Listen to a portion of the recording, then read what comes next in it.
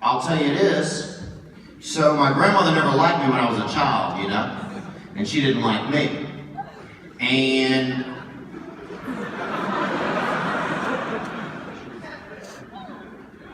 yeah.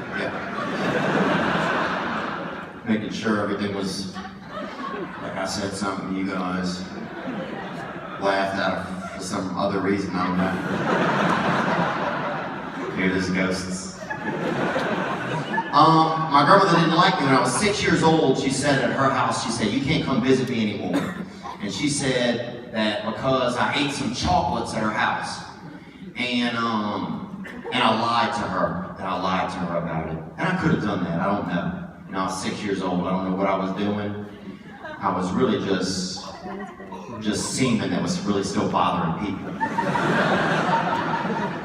So anyway, the next time she let me come visit, I was 16 years old, so it's been 1 decade. And she lived in a small town in the Midwest.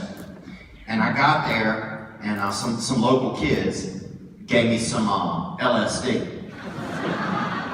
to welcome me to the area. And I took it, you know, because that's the kind of guy I am. And I took it, and they took me to a party in a small town, like 1,000 people lived in this town. They took me to a party, and at one point during the night I had to urinate. And you should never feel ashamed of yourself if you have to pee. There's nothing wrong with you, you know? Nothing wrong with you, dude. What's wrong with you? Nothing. You know, that's just God just trying to pull water out of your body through the front of you. It's His water. You're just a fucking camel, bucko, so deal with the process, you know? So anyway, instead of just being, you know, I walked behind a barn, they had a barn and had a car back there, a Ford Escort, and I opened the back door of this Ford Escort and pee in the vehicle.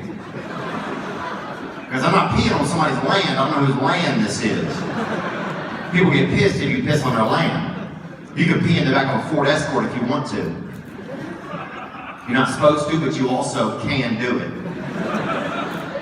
So throughout the rest of the evening, I would continue to urinate. I would walk back behind the barn, open that, and urinate in that vehicle. And that's how I pee. I pee like that, you know. I fucking, you know, get the wiener out and pee like that. Naturally, like God intended, you know. A lot of guys I see get their wiener out, grab their fucking wiener. What are you doing, murderer guy? Okay? Your wiener's pointing exactly down. You're just gonna fucking hold it down? Fucking creep. Be nice to your fucking wiener, you sick man. Pee naturally like this. Get your wiener out.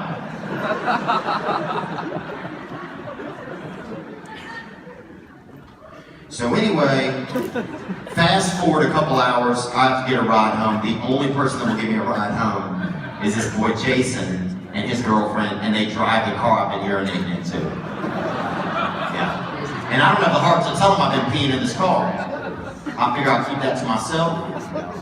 That's the kind of guy I am. So I'm sitting in the back seat of my own urine. And that LSD starts to flare up, that acid, you know. You forgot I took it on me too.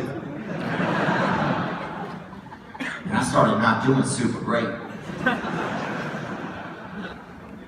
At first my brain like I started to feel like I was like twins, you know? That had never separated. Because inside of my head I heard like, knock knock, who's there? Us.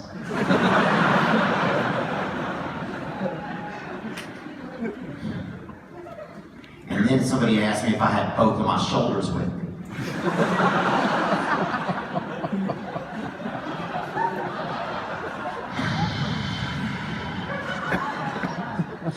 And I could feel my brain starting to thaw out a little bit, and I felt like a bunch of like condensation was about to drip off the bottom of my brain.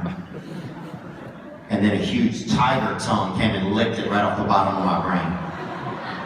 So I figured I wasn't really doing, you know, really well. So I said, hey, drop me off a few blocks from my grandmother's. I want to walk off this LSD. You can't do that. I don't know what they put in LSD, but it ain't GPS, you know what I'm saying? So bro, they dropped me off, dude, in like a park, I think. I think it's a park. You ever been on LSD? Everywhere's a park when you're on LSD.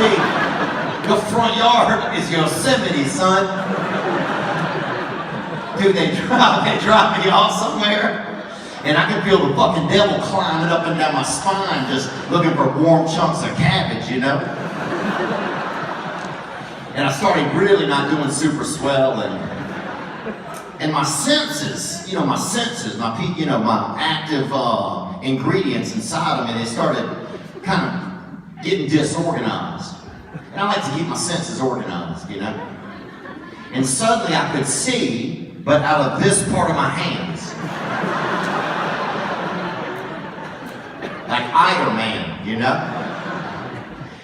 And that sounds crazy. If you think that sounds crazy, I agree with you. That sounds fucking nuts, bucko. But I've been seeing my whole life out of these natural locations. And I know when that shit switches holsters. So now I have to find my way to my grandmother's house. I have to find the street signs. Then I have to read them like this.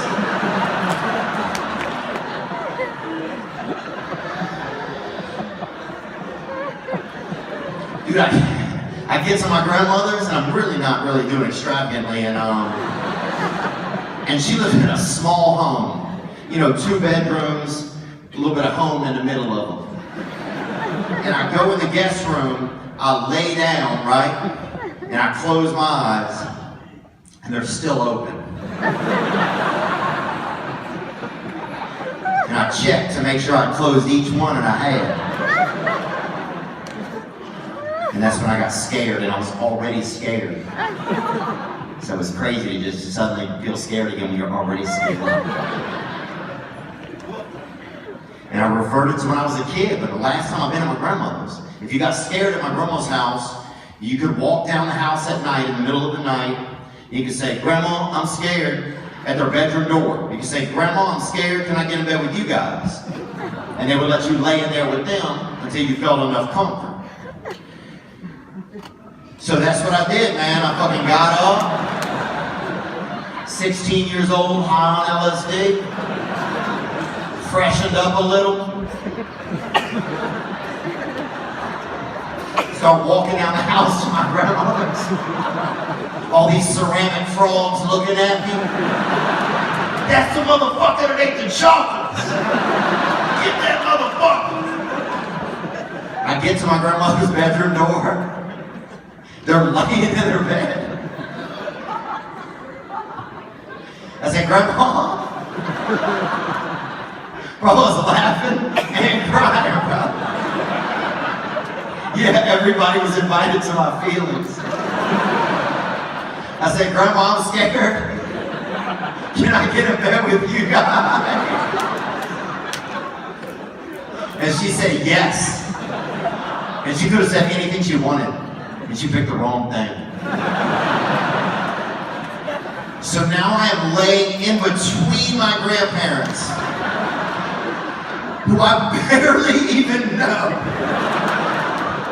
Just frying on LSD, man. Just like the devil hired 9 Waffle House chefs to work in the back of my neck, and everybody ordered bacon, you know? Dude, I remember I started thinking who was going to be alive longer based on their body temperature, right?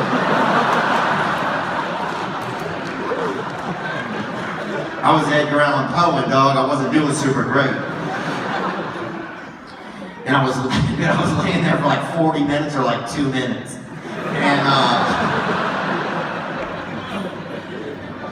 And I sat up in my grandmother's bed. I leaned over my grandmother. They had a phone on the bedside table. I picked it up, a telly, and dialed 911. Because, dude, they advertise well, man. Even when you're on acid, you remember 911. That's remarkable. And it was a small town. Like, I hit 911, and they were already on the phone. I said, there's somebody in the basement.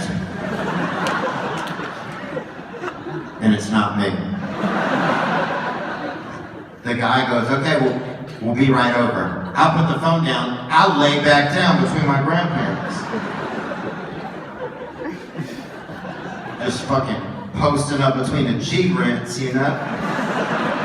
Hoping maybe they didn't hear me. My grandmother, who is 2 inches away from me in her own bed,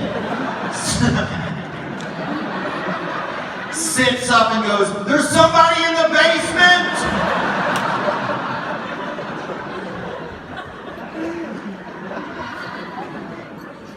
And I had no idea what she's talking about.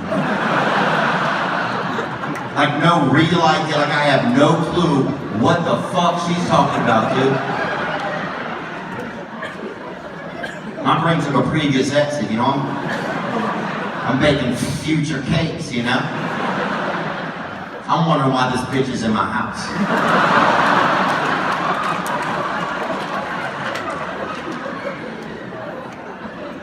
Now my grandmother and I are arguing over like who's like there's somebody in the basement, like who's on first, remember that? But there's somebody in the basement. My grandfather's just laying there, just like a fucking shit, like a loose shit, man.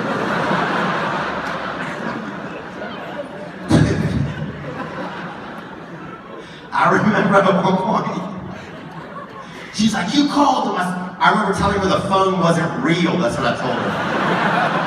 You think that's a real phone?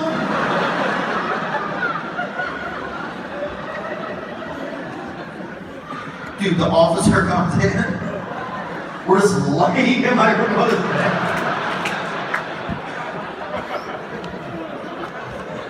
My grandfather's still trying to get some rest. You know those motherfuckers, bro. They don't give a damn. They die about 15 years before they actually die. And the officer went and looked in the basement. Nobody in there. You know, I knew that shit. And then he put me to bed. He walked me to bed, tucked me into bed, this police officer, you know. And the next morning, my grandmother made me breakfast, and she didn't say a word to me. I didn't say a word to her. And I left that afternoon, and that was the last time I ever saw her. She died about maybe 5 weeks after that, 5.5 weeks. Yeah.